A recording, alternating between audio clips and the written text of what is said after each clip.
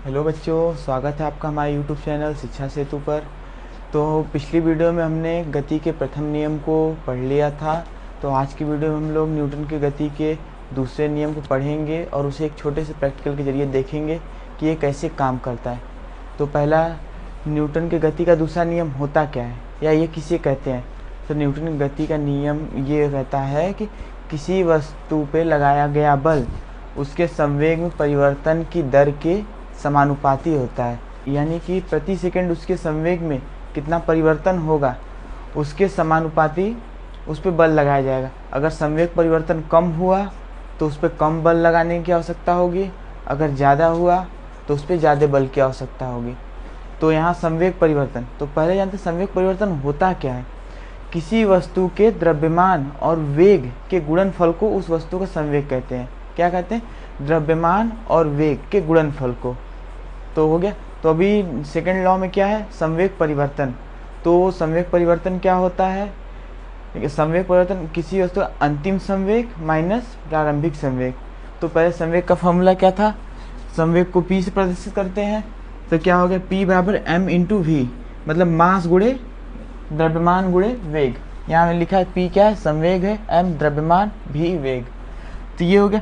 तो अब अंतिम संवेग परिवर्तन को क्या कहते हैं? डेल्टा पी से दिखाते हैं। तो अंतिम संवेग माइनस प्रारंभिक संवेग हो गया। तो अंतिम संवेग क्या होगा? द्रव्यमान गुणे अंतिम वेग और माइनस वही द्रव्यमान रहेगा, उसका वेग बदल रहा है तो द्रव्यमान गुणे प्रारंभिक संवेग। तो क्या हो गया? यहाँ से m इंटू वी क्या है? ये अंतिम संवेग है, ये हो गया प्रारंभिक संवेग। तो ये अब दूसरा नियम क्या कहता है? इसकी दर, यानी इसमें अगर समय से भाग दे दिया जाए तो ये क्या हो जाएगा? संवेग परिवर्तन की दर निकल जाएगी। तो इसे लिखिए, उसके बाद देखते हैं आगे।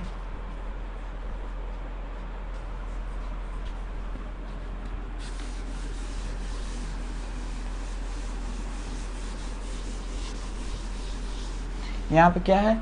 लगाया गया बल संवेग परिवर्तन की दर की समानुपाती होता है।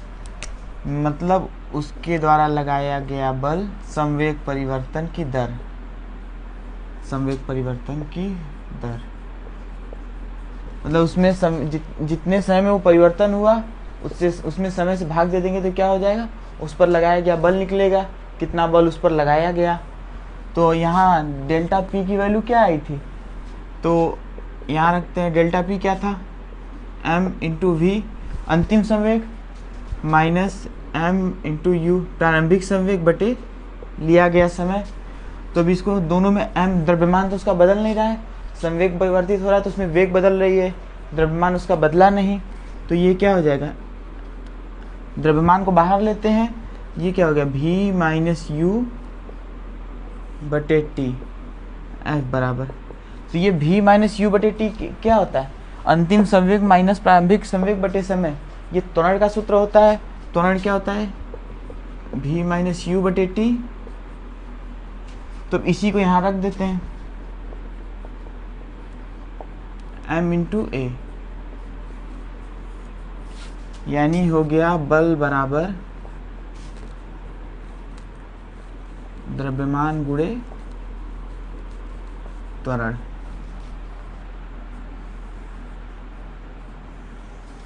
और ये क्या है? एक तरह से बल और संवेग परिवर्तन में संबंध। इसको ऐसे भी कर सकते हैं। यहाँ से ये क्या फॉर्म, पिछले तरीके से क्या आया फॉर्मूला? संवेग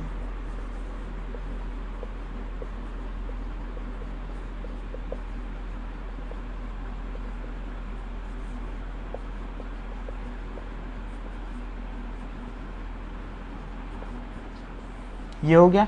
तो इससे ये क्या आ गया? बल। तो इससे क्या पता चला? किसी वस्तु का अगर त्वरण एक समान रखा जाए, अगर द्रव्यमान बढ़ा दिया गया तो उसे अगर रेस्ट से मोशन में लाना है तो भी हमें ज़्यादा बल की ज़रूरत पड़ेगी, या अगर उसका द्रव्यमान सेम है या एक बराबर रखें और उसके त्वरण को बढ़ाना है तो भी बल की आवश्यकता ज़्यादा होगी। या अगर वो पहले से त्वरण में है और उसका अगर द्रव्यमान अगर ज़्यादा है तो उसको रोकने के लिए ज़्यादा बल की आवश्यकता होगी, और अगर द्रव्यमान कम है तो कम बल की आवश्यकता होगी। तो इसको एक छोटे से एक्सपेरिमेंट प्रैक्टिकल के जरिए देखते हैं। इसे इतना लिख लीजिए। उसके बाद या इसका क्या नियम क्या कहता है, अगर हम इसको बल को बराबर रखें तो इसमें क्या हो जाएगा, अगर बल एक बराबर है तो द्रव्यमान भी अगर एक बराबर है तो त्वरण क्या हो जाएगा, कम हो जाएगा। अगर द्रव्यमान बढ़ेगा तो त्वरण कम हो जाएगा। तो इसको एक छोटे से एक्सपेरिमेंट के जरिए देखते हैं, जिसमें क्या करेंगे, हम इसको रोकने के लिए बल को एक बराबर रखेंगे और उसके द्रव्यमान को बढ़ाएंगे, जिससे उसका क्या होगा, त्वरण कम या ज़्यादा होगा और वो रुकने में उसको कितना टाइम लगेगा। तो उसके लिए हम एक ये ऐसे मोटर का यूज करेंगे जिसमें इसको रोकने के लिए बल केवल इसके बीच घर्षण बल होगा और हम बाहरी बल नहीं लगाएंगे। तो इसको पहले देखते हैं एक बार, इसको वैसे फ्री चलाते हैं जिससे इस पर कोई बाहरी बल नहीं लग रहा है। इसका क्या है, इस पर लगाया गया बल सेम है। देखते हैं कि क्या हुआ, ये तुरंत तेज़ी से एक्सेलरेट हो गया, त्वरित हो गया। और अगर इसमें मास अभी द्रव्यमान एकदम नहीं है क्योंकि ये इसके लिए बहुत कम है, तो अगर इसको रोकेंगे तो क्या हो गया, ये तुरंत रुक गया क्योंकि इसका द्रव्यमान कम है। तो इसे रोकने के लिए बहुत कम बल की आवश्यकता हो, जो इसमें लगने वाले घर्षण बल से इसको मिल गया। अब अगर इसी के हम द्रव्यमान को अगर बढ़ा दें तो क्या करते, इसकी जगह हम एक ऐसे वेट को यहाँ जोड़ते हैं जिससे इसका द्रव्यमान बढ़ जाए। तो द्रव्यमान पहले बढ़ाते हैं इसका, और अभी भी हम बल उतना ही लगाएंगे इस पर, इसको घुमाने के लिए, और इसको रोकने के लिए भी बल ये उतना ही रहेगा। इस पर मैं कहीं से अलग से कोई बल नहीं लगाने वाला हूँ। तो क्या ये फिर से उतनी ही गति से तुरंत त्वरित हो जाएगी या फिर तुरंत वैसे ही रुक जाएगी। तो इसको अभी स्टार्ट करते हैं। क्या ये तुरंत त्वरित हुआ, अब इसको रोकते हैं, क्या ये तुरंत रुकेगा, मैंने इसको बल देना बंद कर दिया है। और इसको रोकने के लिए क्या बल केवल यहाँ से इसको मिल रहा है। तो क्या हुआ, ये तुरंत रुका नहीं क्योंकि इसका क्या हो गया, मास द्रव्यमान बढ़ गया है। द्रव्यमान बढ़ गया तो इसको रोकने के लिए बल की ज़्यादा जरूरत होगी, और हमें अगर इसे तुरंत उतने ही समय में रोकना है तो क्या करना पड़ेगा, बल ज़्यादा लगाना। जैसे अगर तुरंत रोकना है तो क्या हुआ, हमें एक बाहरी अलग से इसमें बल लगाना होगा, क्योंकि ये उतना ही बल इसके लिए पर्याप्त नहीं है क्योंकि इसका द्रव्यमान बढ़ चुका है।